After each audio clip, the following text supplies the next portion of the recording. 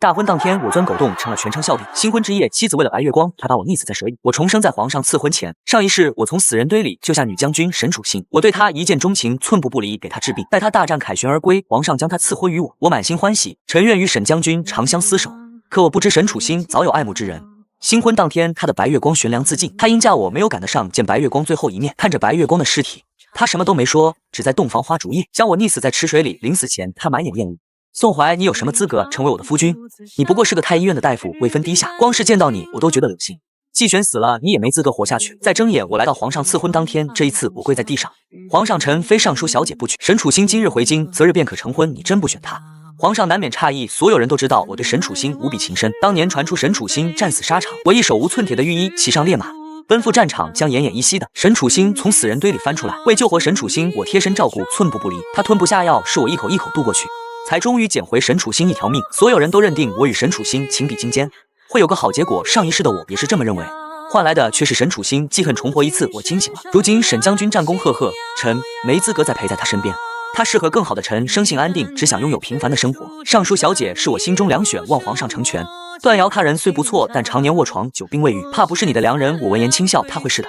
上一世我被沈楚心溺死在池塘，借口我染上重疾，草草将我火化。当时无一人赶来，除了重病的段瑶，他脸上无悲无痛，只简单给我烧了纸。可我却看到他在无人之地咳出血水，手上紧紧握住我的玉佩。之后他便支撑不住，撒手人寰。我看着他的婢女哭着将属于我的画像烧给他，我才知他心系于我，只碍于身体原因不想耽误我。重活一次，我愿给彼此一个机会。出了宫外，一辆马车停在眼前，还未反应，沈楚心将我扯上来，甩在榻上。宋怀，皇上今日赐婚，你若是敢选我，我必定让你生不如死。我话放在这里，你一御医没资格让我嫁给你。别以为救了我的命，你就可以痴心妄想。你这般毁人名声的男人，我不要。毁人名声，我不过是爱慕于他，在他卧病在床，寸步不离的照顾他。现在他好了，倒成了我毁他名节。看着女人眼里浓烈的厌恶，我抚平皱起的衣襟，平静地说：沈将军误会了，皇上虽赐婚，但这赐婚与沈将军无关，与我无关。沈楚心嗤笑，如今人们到处传言你是我夫君，除了我，你还能娶谁？原来他也知道贴身照顾他的我，被众人众说纷纭，说我小人手段名不正言不顺，高官家的女儿都离我远远的。我沉默片刻，准备告知仆人文从，慌忙拍着马车叫我的名字。沈楚心将我踹下马车，只留下一句送话，去求皇上收回成命，否则新婚当天我定叫你沦落为全京城的笑柄。马车扬长而去，文从连忙将我扶起，气得脸上煞白。沈将军太过分，公子当年为了救他，身体落下寒疾，他居然这么对公子，他会遭报应的。我拍拍身上的尘土，早就习惯，不与他一般见识，8日后就是婚期，别因为他一个生人影响了心情。可以前沈将军不是这样的，以前的沈楚心曾因我重病跑死了3匹烈马，去谷中求药，曾向我允诺，要我等他功成名就，一定找圣上赐婚，风风光光嫁给我。我因他这句承诺，在他出事那天不顾危险骑上马找他，却在大婚当天听他说，宋怀那些话不过是年轻时的玩笑，你太较真，你不如季玄一半优秀，根本比不上他，我只把你当哥哥，即便你非要娶我，我也绝不会爱你。备婚这8天，我登门云衣坊，挑了个上好的红色布料，打算找绣娘缝制嫁衣。小二滔滔不绝，将布料夸上了天，全京城就只剩下这半匹了。公子好眼光。我捧着那匹布料，想着大婚之日段瑶穿上一定很美，不知道段瑶看了会不会喜欢。好，我要了。我买下布料，沈楚心领着谢季玄进门，看到我手底下那抹红色，脸色瞬间变了。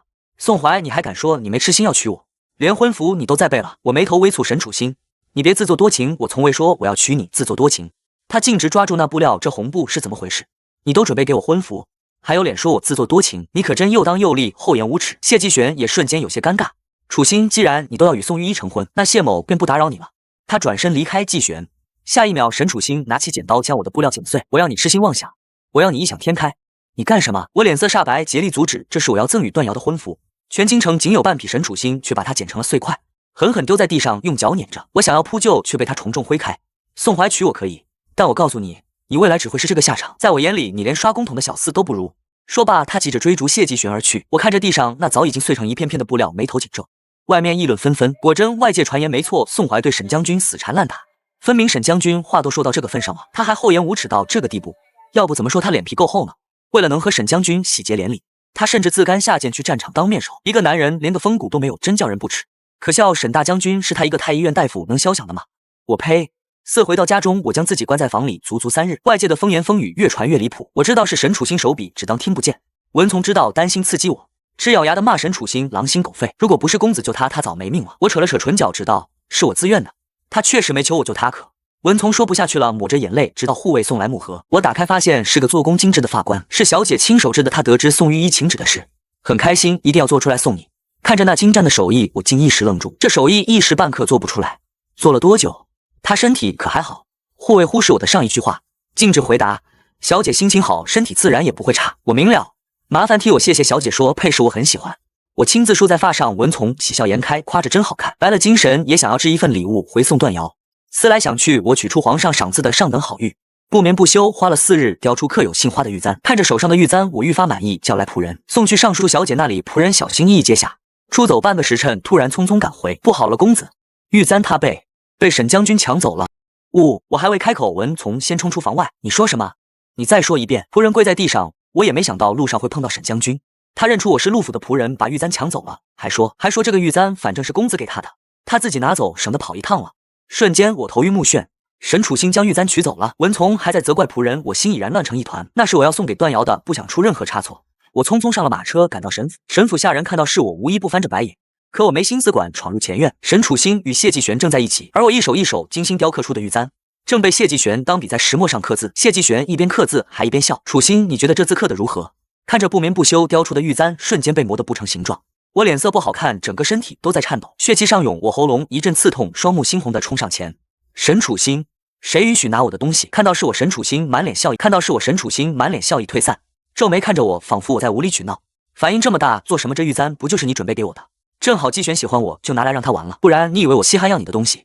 他字字句句好似他拿走玉簪是我的殊荣，我却觉得无比恶心。沈楚心，谁说这玉簪是给你的？这玉簪刻你的名字了吗？谁又允许你随意将它送给别人？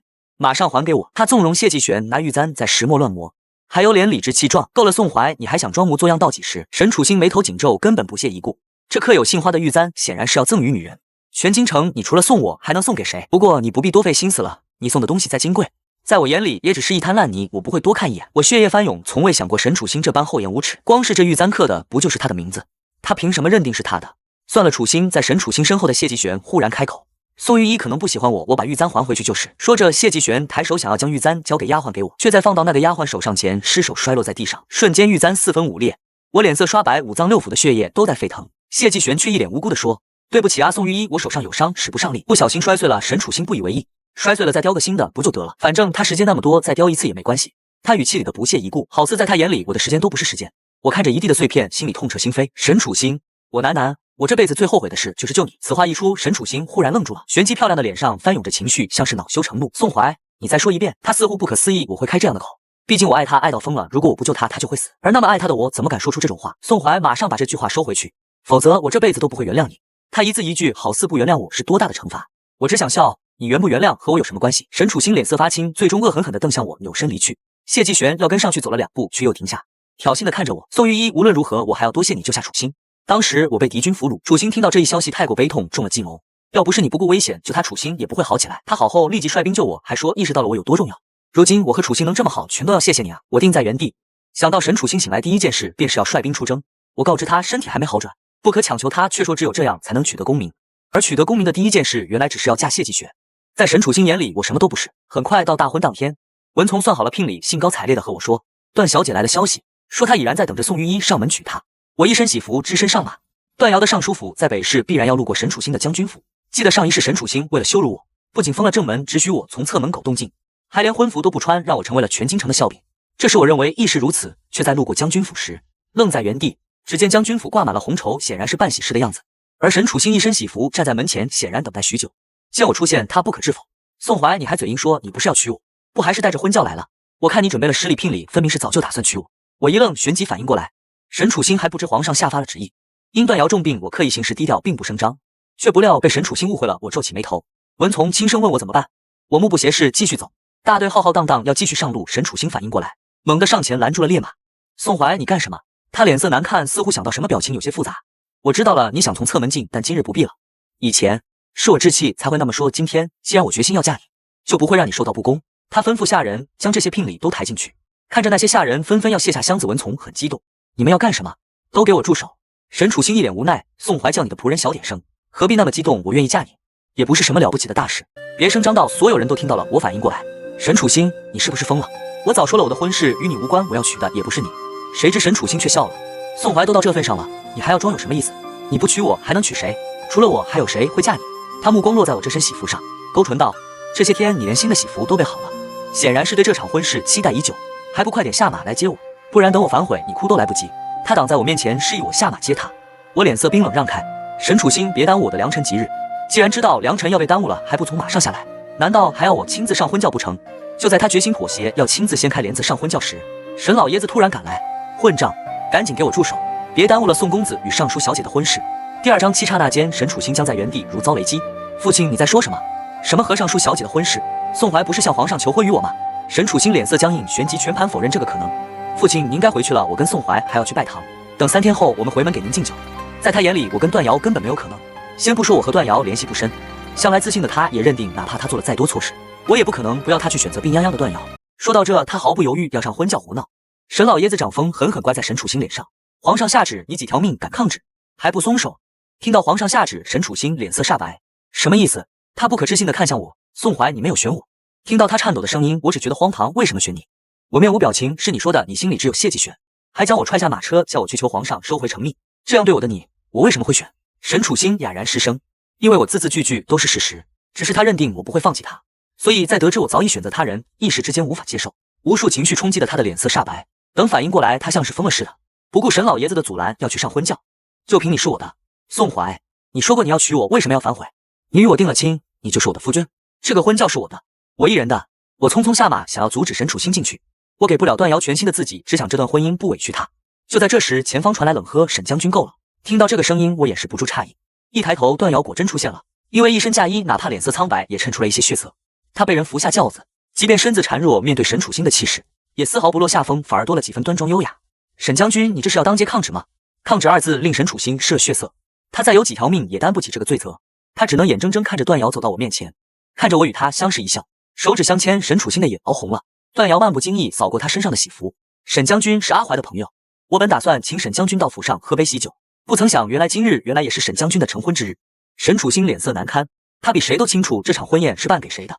一瞬间，他想到了云一方那天，我无数次说这场婚事与他无关，可他根本不信，还将婚服布料剪碎踩在地上。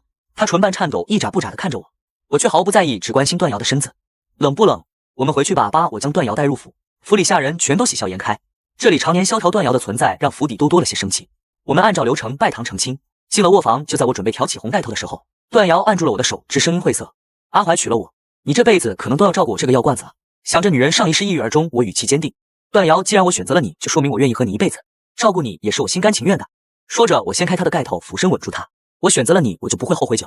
不久后，段瑶闺中密友送来请帖，说孩子周岁宴一定要我们前去一聚，推辞不掉我们登门拜访。却在进门时撞见一道身影，我没想到沈楚星也在。他看到我与段瑶并骑在一起，脸色猛地发白，掌心紧紧握着，似是不可思议。我只装作看不到他这般炽热的眼神，送上贺礼。对方喜笑颜开。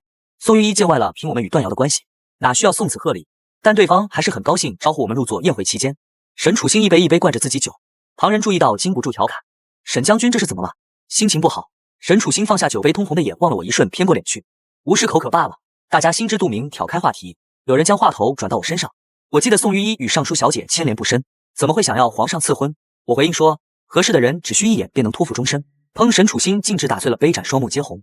我只当听不见，直到段瑶被好友叫。我百无聊赖听着琴曲，一个婢女捧着徘徊花过来，置办场地，却脚下一滑，将徘徊花摔在我身上，来不及捂住鼻息，喉咙已然作痛，喘不上气来。猛然间，我看到沈楚星迫切赶来，紧紧将我抱住。宋怀，我在这里。我说不出话来，他连忙将我扶起。有人拦住沈将军，与理不合，你一个未出阁的女子怎能公然带走有妇之夫？滚开！沈楚星呵斥，不顾众人议论，将我带出府。在大夫的医治下，我的不适终于减轻。等清醒来，第一件事便是推开沈楚星。沈楚星，我脸色清白，我是段瑶的夫君，你当着所有人的面带我出府，想没想过我的名声？沈楚星眼神闪过失落，旋即却充满倔强，仿佛这件事他还会选择再做1000次10000次。我只要你活着，你的命重要还是名声重要，我分得清。段瑶若是介意，大可以跟你和离。等你娶我后，那些闲言碎语之人，我自然一个都不会放过。他那么直白迫切，只让我满身寒意。因照顾他，我被冠上小人的名声，说我用下作手段逼迫沈将军，整个京城传得沸沸扬扬，让高门贵女离我远远的。他当时不仅对我嗤之以鼻，还骂我罪有应得。可等到我娶妻，他又大言不惭说他想嫁给我。沈楚星，你真让我恶心。沈楚星闻言，身体僵在原地。片刻，他唇瓣颤抖，又质问我：那你要我怎么办？究竟我怎样，你才会回到我身边？不会了，沈楚星，你做再多事，我也不会回到你身边，因为我恨透了你，只恨不得这辈子跟你再无联系。这不可能。他身体一点点的颤抖，极力否认我的话语。我知道你只是跟我置气，才故意嫁给那个病秧子。等你气够了，就还会回到我身边。我闭紧双眼，沈楚心，你醉了。在我眼里，他无意在发酒疯，否则他怎么会觉得我还会回到他身边？回到那样地狱的生活里去时，段瑶赶来，见我安然无恙，脸色才有所缓和。他像是看不见我身旁的沈楚心，抱住我的腰，问我好些了没有。我抚了抚他的背。段瑶，我们回家。不顾沈楚心炽热的视线，我和段瑶离开。回到府上，段瑶仍担心我的身体状况，时时刻刻伴在我身侧。只是关于周岁宴上的事，他一句都没有过问。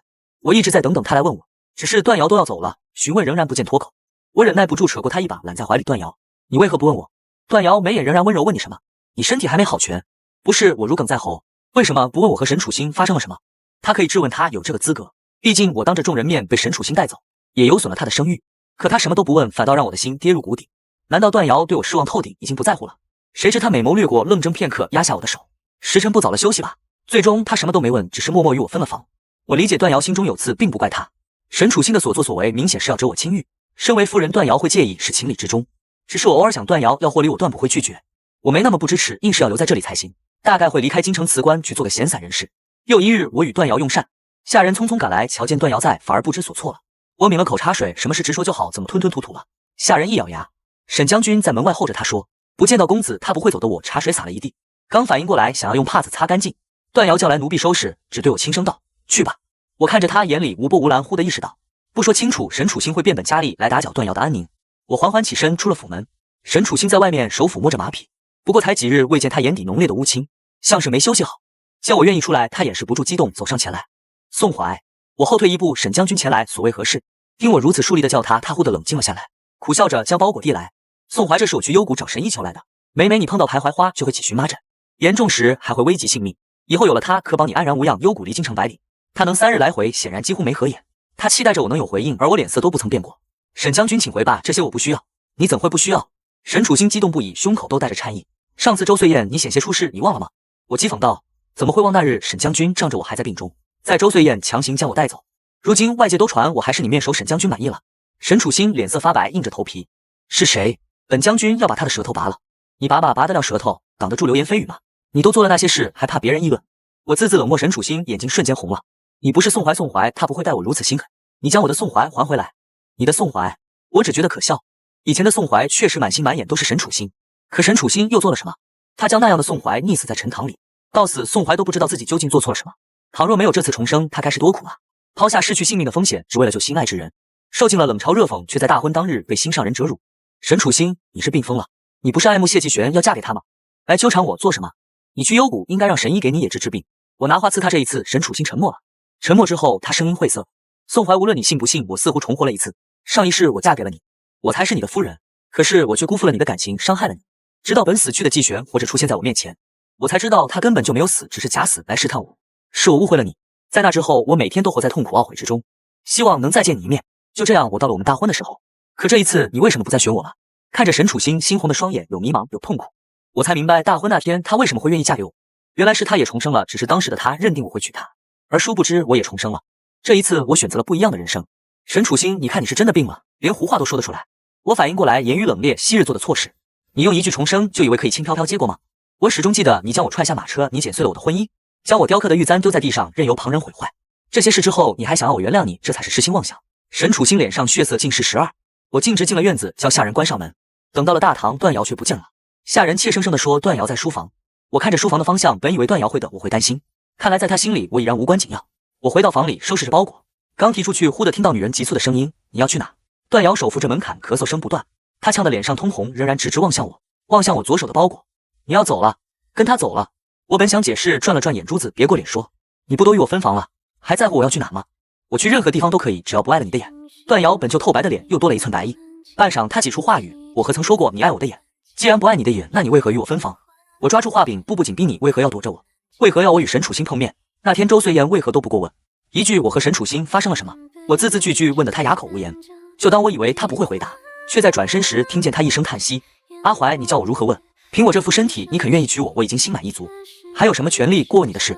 我一直知道你只是为了逃避沈楚心才娶我，我也清楚迟早有一天你会走，我只是期望这天可以来得迟一点。他声音发酸，轻得好似被风一吹就会听不见。我却震惊万分，那你跟我分房睡是为了什么？段瑶难以启齿，宋怀，我爱你，可我不想看见你不爱我的眼神。他不必再往下说。我吻住他，他气喘之余眼里藏着期望，不走了。笨，我笑他这包裹是文从的，他回去见亲人，我托人送给他罢了。段瑶昏昏沉沉被我推上榻，他身子孱弱，拉下帘子时，我多于心不忍。你的身体我会调理好的，我们还要过很长很久。13之后，我小心翼翼搂着他，问他为何会喜欢我。他哑声说：12岁那年，我摔在雪里，所有人都笑我，唯独你没有12岁。原来12岁段瑶就生了感情。上一世他独自一人熬了10年，最后抑郁而终。但这一世他不再是孤身一人。半年后，段瑶开始食欲不振，我给她号脉，才发现怀孕了半月有余。我得知高兴又忧愁，段瑶身体不好，我舍不得她受苦，她却满眼星星璀璨，牵着我的手压在自己的腹部。阿怀，我怀孕了我们的孩子。很快，皇上也知道了这件事，宣我入宫领赏。入宫当天，我撞上了一身戎装的沈楚兴，他也得到了段瑶的消息，双眸死死盯着看着我的脸，隐隐有痛惜划过。宋怀，你告诉我，这不是真的？你真的让段瑶怀了孩子？我看他像看个傻子。夫妻之间怀孕天经地义，何来真不真？我只当他疯了，绕身离开。他猛然抓住我的手腕，口口哽咽，连最后一点机会都不肯给我吗？宋怀，你好狠的心！这半年来，我感觉心也跟你死了一次了。我抽回自己的手，面色冷淡。沈将军分明还好端端活着，快了！沈楚兴苦笑。我要率兵出征了，这一次平反，凶多吉少，你能为我践行吗？我回头，他双眼通红，还期望着些什么？只有我知道，冷漠是最好的应答，这才对上一世的宋怀公平，对段瑶也公平。我转身离开，只在入殿时，看到沈楚兴那抹身影还立在雪中。进殿之际，掌心忽然刺痛，我猛然意识到，这或许是我们的最后一次见面了。果不其然，半年过后，我在府中听到沈楚兴战死沙场的消息。听人说，他彻夜不眠，制定战术，奋勇杀敌。虽战事大捷，人也倒在了血泊之中。当他遗体被运回时，全京城的人吊唁。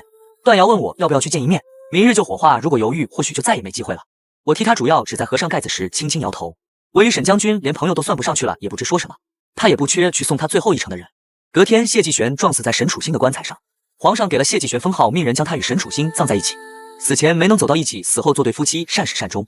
而我与段瑶的孩子也很快出生，他小脸粉嫩嫩的声音却格外嘹亮，绕是段瑶都被他吓了一跳。看着这样精神饱满的小丫头，段瑶眉眼都多了几分月色，有些像你，她吃饱了便睡醒了，便哭着嚷着要吃，这般可爱，我反而觉得这分明和段瑶一个模子刻出来的。段瑶不与我争，只在孩子睡后坐在我怀里，一脸真挚。宋怀能和你在一起是我毕生所幸。我与他相视一笑，我也是。